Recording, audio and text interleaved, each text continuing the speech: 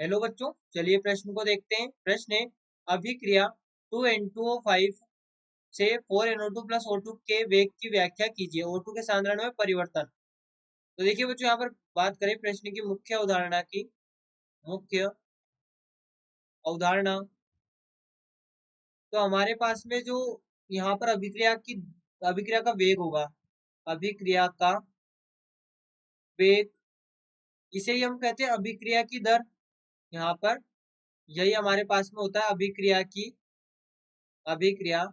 की दर, जो कि यहाँ पर बच्चों बराबर होती है अभिकारक अभिकारक या उत्पाद की सांद्रता में परिवर्तन, उत्पाद की सांद्रता में परिवर्तन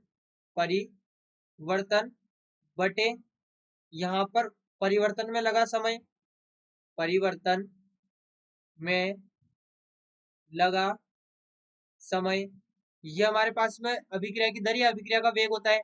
तो देखिए, हमें यहाँ पर जो अभिक्रिया दी गई है 2N2O5 से हमें यहाँ पर प्राप्त हो रहा है, ये 2N2O5 से यहाँ पर हमें प्राप्त होता है 4NO2 प्लस O2। तो देखिए, यहाँ पर यदि हम बात करें जो हमारे पास में N2O5 है, तो N2O5 के उत्पन्न होने की दर, यहाँ पर N2O5 के यहाँ पर N2O5 के खत्म होने की दर, खत्म होने की दर, क्योंकि N2O5 खत्म हो रहा है, NO2 और O2 बन रहा है, तो N2O5 के खत्म होने की दर जो यहाँ पर होगी, जिसे हम रेट ऑफ डिसअपेरेंस भी कहते हैं, तो यहाँ पर ये हमारे पास में होगी माइनस। अब देखिए, इसे हम किस प्रकार से लिखेंगे, हम लिखेंगे 1/2। यहाँ पर ये अभिकारक की सांद्रता, जो इसकी स्टोइकियोमेट्री या रस समीकरण मिति है, वो 2 है, तो यहाँ पर हम लिखेंगे 1/2, और ये डी N2O5 बटे dt, ये हमारे पास में होगा। वहीं पर यदि हम देखें NO2 के बनने की दर, NO2 के बनने की दर या NO2 के उत्पन्न होने की दर, उत्पन्न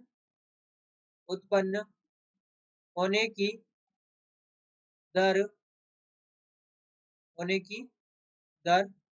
तो ये बराबर होगी। देखिए, अब उत्पन्न हो रहा है तो हम प्लस लिखेंगे, ये खत्म हो रहा था तो माइनस लिखा था। ये यहाँ पर होगा 1/4, क्योंकि जो रस समीकरण मिति है 4 है, तो यहाँ पर ये डी NO2 बटे dt, ये हमारे पास में होगा, क्योंकि उत्पाद की सांद्रता में परिवर्तन। वहीं पे जो हमने N2O5 के लिए लिखा था, वो लिखा था अभिकारक की सांद्रता में परिवर्तन। इसके बाद में हम लिखेंगे O2 के लिए, O2 के उत्पन्न होने की दर, तो बच्चों ये बराबर होगी प्लस, अब यहाँ पर स्टोइकियोमेट्री 1 है, तो 1 डी O2 बटे dt, ये हमारे पास में हो गया O2 के सांद्रण में परिवर्तन, O2 के सांद्रण में परिवर्तन।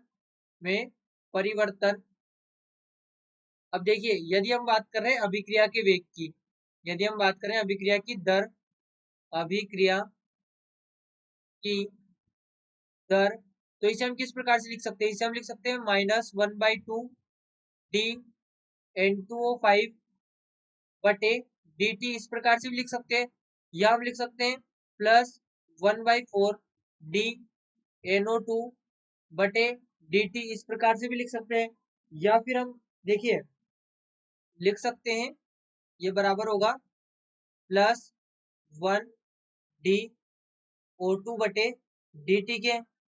यहाँ पर ये हमारे पास में अभिक्रिया की दर होगी, और जो हमारे पास में O2 का सांद्रण होगा वो यहाँ पर ये हमने लिखा। तो बच्चों, आशा करते हैं आपको प्रश्न समझ आया होगा। धन्यवाद।